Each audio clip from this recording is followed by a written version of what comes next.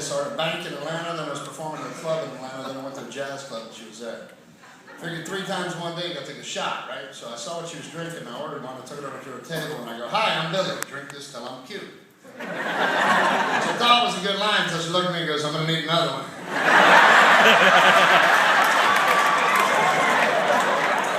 I said, "I think I love you. You wanna move in and throw out all my favorite shit?" She did, so. All the way. I love my wife, you know how I know that? I'm afraid of her. You have to be afraid of the one you stay with. You have to love her too much to leave, but be afraid to be questioned. My wife could run an interrogation. My wife could crack a terrorist. He'd come out there and like, "God man, make her stop. I'm so sorry. The van is 2 blocks away. It is red. I give you the codes. Make her stop. Fuck, I feel so bad." I don't mess with my wife. My wife comes home, I hear that noise from Law and Order. Go, go. I do shit. You look pretty today. Is there a story you want to tell me?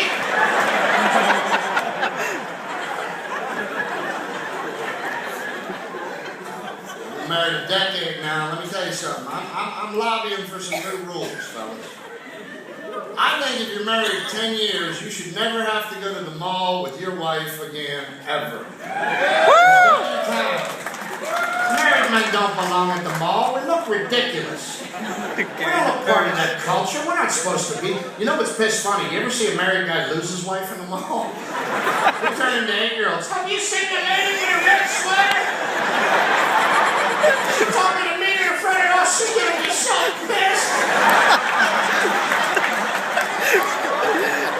We're not there to share in that experience with you. We're just there to carry shit. If you're a married man at the mall, you should be dressed like a donkey. Just. I'm gonna tie you up outside the pottery barn. I'll be back in 5 minutes. Want some water? And then they tie you to a bench with 5 other jackasses.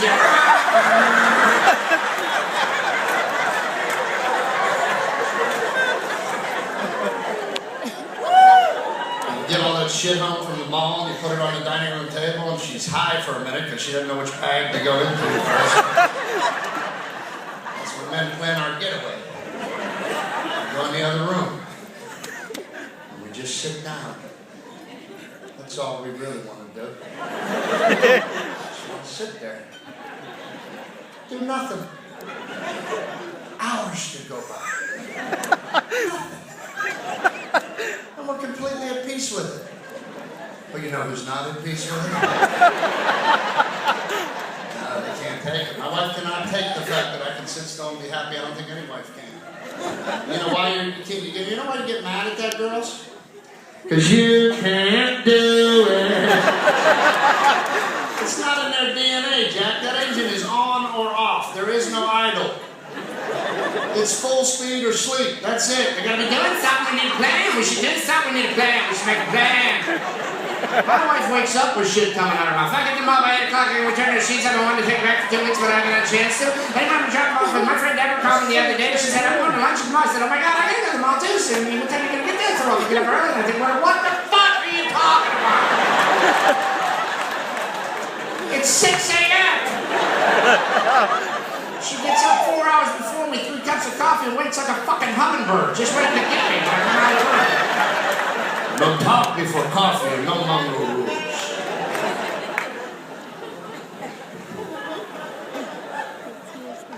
Yeah.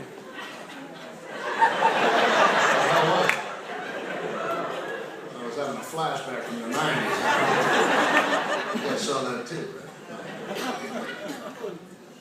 I talk all this shit because my wife's not here. See, I'm learning. At the 10-year mark, you start to learn it's not worth it. Stop fighting as a man. You're never, ever going to get the last word. You're not. That's just how it works. And if you don't believe me, why do you think old men mumble? Ever seen an old man walk away from his wife? Tell me where to put my fucking sauce.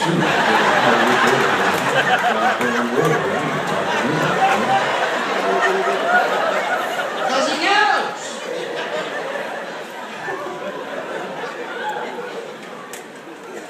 I don't like watching TV with my wife either. I like my own TV. Because we don't watch the same stuff. First of all, she's from Georgia, so she's a redneck. So,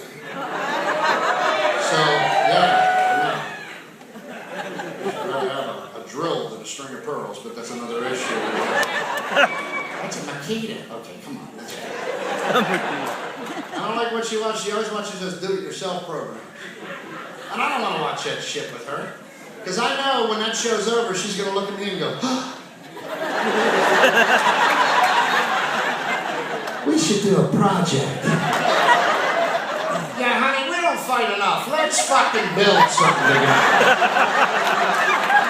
That should put us right on the road to harmony right there, huh? Because you know while you're bloodying your knuckle with that stupid Allen wrench they give you, she's going to pop in the room with a Diet Coke when you're still working on that? It's getting you in trouble, huh? You don't understand the directions? Did you read the directions?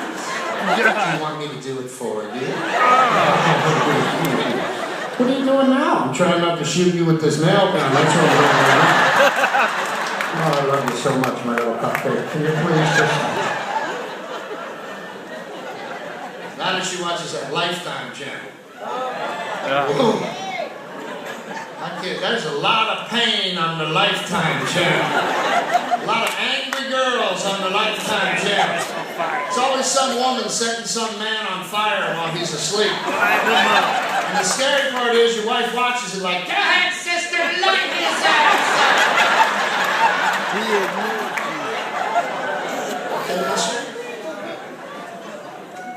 I have not talked to my wife in 9 years. That's all my little boy is. See, he moved in, stole my girl, didn't even have to buy her a drink. He owns her, that's his girl. Believe me, there's no fame in my house. If there was a fire, those two would skip to freedom, I'd burn like a pork chop. I know exactly. And they have a beautiful love affair, man, and that's what you're supposed to have with your mother. Otherwise, you grow up, and you drink a lot, and you have a weight problem, and you have to tell jokes to get attention. That's all. I watch them together, I'm like, wow, man, that's amazing. But what pisses me off about the process is that he knows it's his girl. And he knows he can just cut my knees out whenever the fuck he wants to. That chaps my ass, lady. That's his girl, and he's known it since day one. Coming home from the hospital, he started messing with it. When he used to breastfeed, he'd look right at me. Just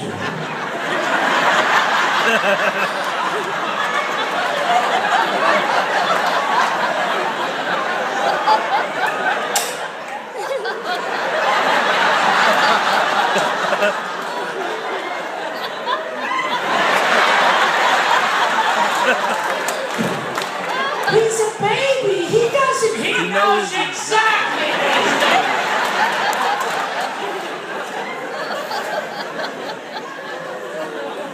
My wife was pregnant. That was the scariest time of my life, Jack. I've had my ass beat under a Jeep. It didn't scare me that bad.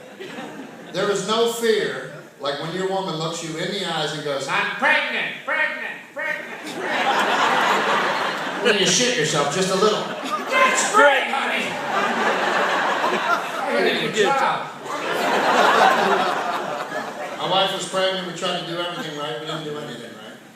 So if you're expecting, don't worry about it. That's just God's little freak out. You'll be okay. We got kicked out of the first Lamaze class. You know the breathing class? So, kicked out of the first one.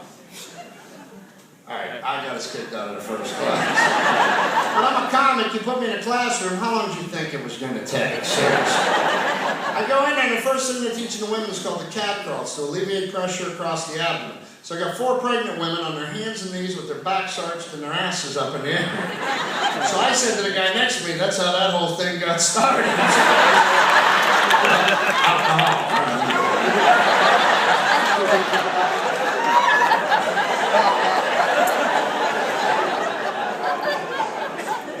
People ask you stupid questions when your wife's pregnant. What do you have? Little boy. What if he's gay? What kind of ignorant shit is that? We're not past that yet. That is my child. I will love him or her unconditionally. That's the job I signed on for as parent. Period. And if you don't have that in you, don't have any kids.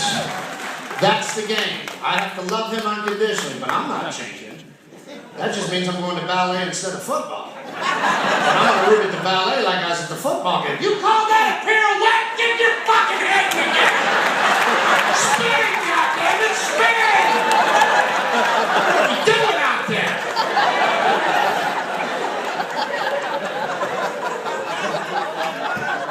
I'm pretty sure he's heterosexual though. The other day I came home, he was on the couch in his underwear with his hand in his pants watching iCarly. Discovered his beans and pranks. Just grabs him, doesn't know why. He got his first hard arm. I didn't know what to say. He said, Daddy, it went up and it won't go down. Well, that's not a bad thing. Just, that's your brain testing it out. They're just running a test on it. What do you say? He's not. I'll never forget when he found his testicles. He was 6. He's in the tubby, right? That's how you know your parent to use words like tubby. It's real tough. And he's in the tub and he's all soaked up and he's got one eye filled with soap and he's washing around. He gets down there and goes, Dad! I have little balls in here! I go, yeah, buddy. He goes, can I pop them? I go, no! I said, but don't worry. One day you'll find a very magical woman that'll bust them for you.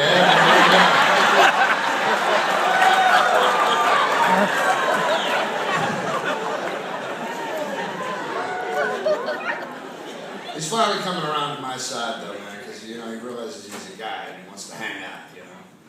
I love hanging with him right now. 9's such a good boy age, you know. If he had a cologne, it would be cookies and dirt. Because he's always filthy and he smells like a cookie and he's missing teeth. It's like having a homeless person at the house.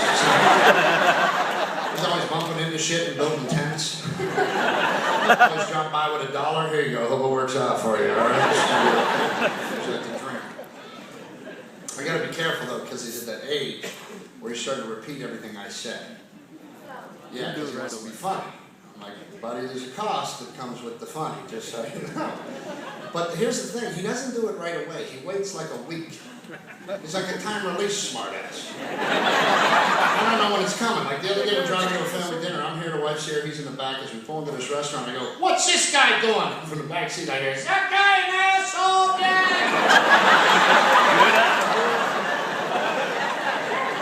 I'm no help. I look back. Good eye, boy. Good eye. Put that in context. I love it when he swears. I'll admit it to you folks. That's my bad parent. I love when he swears. That makes me pee on myself. I can't help it. I make him do it. I make him leave messages on my brother's cell phone. Hi, Uncle Brian. It's Will. My dad says you can go fuck yourself. I love you. Bye. You can judge if you want, but I promise you that's funny for about 2 weeks. It's hilarious when he did it. It was hilarious. Till she caught us. Now it's not very funny at all. Now it's quite a lengthy discussion. I've heard you messing around like that. She came in and went, what are you doing? Do you have no sense? What are you teaching your child? You teach him to swear because it amuses you? That's great fatherly advice. What's he gonna do? Grow up and get a job swearing?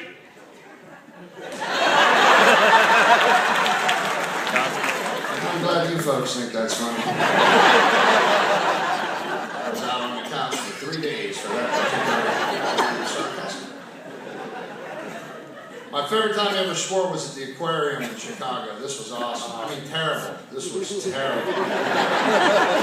He wants to take a picture of the dolphins jumping, right? So we go to the aquarium in Chicago, and it happened to be one of those mommy and me field trip days. So the park's filled with mommies and me's.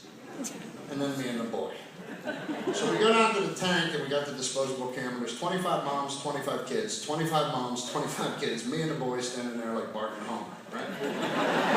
So he's looking through his camera. Finally, the dolphins jump, and they go back in the water, and I hear, click, ah, fuck me!